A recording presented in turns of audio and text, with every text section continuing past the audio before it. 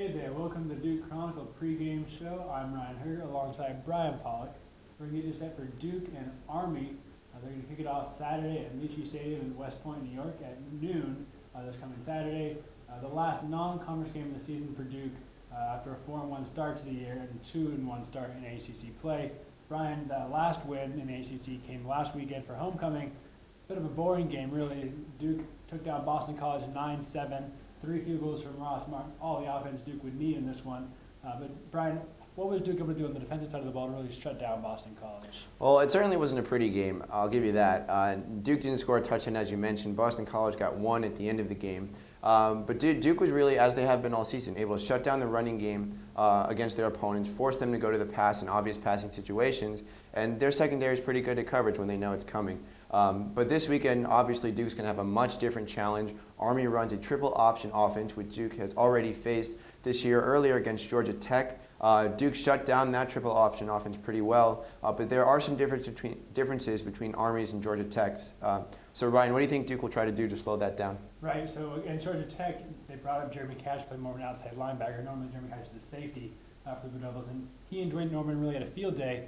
They had a party in the Georgia Tech backfield. They combined for 21 tackles, a bunch of those were for loss, and they really made life difficult for Justin Thomas and the Yellow Jackets all afternoon. So I expect to see something similar on Saturday.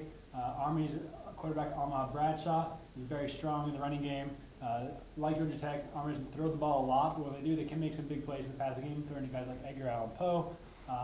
But I expected Cash and Norman to be big up front again for the Blue Devils. And although we've made a big deal this season about Duke's defensive front being a little bit undersized, but they've really gotten the job done.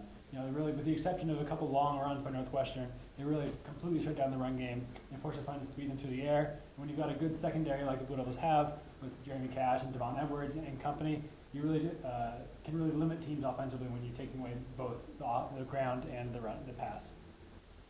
Brian, so we talked about Duke's offense a little bit. They were able to move the ball somewhat successfully in the first half, but then kind of drive to its stall. And the second half wasn't that pretty offensively. What does Duke have to do offensively to get back on track against the Black Knights?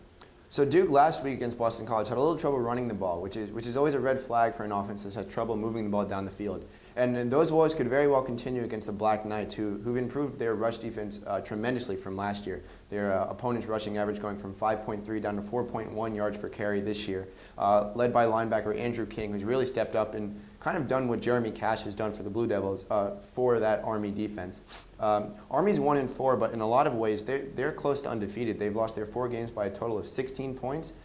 So in no way is this going to be easy sledding for the Blue Devils. In the first half against Boston College, Thomas Sirk was able to actually move the ball down the field through the air better than probably have seen him since the Tulane game. And in the second half, then he reverted back to those checkdowns and screen passes that we've been more accustomed to seeing in the past few weeks. So I think if Duke can take a few shots early, open up that Army defense, that'll allow them to get the run game going as well, kind of get everything flowing at once, and hopefully jump out against that offense. Yeah, in his press conference this weekend, because was mentioned, Army took Wake Forest down to the wire. They only lost by 6 against Penn State last week.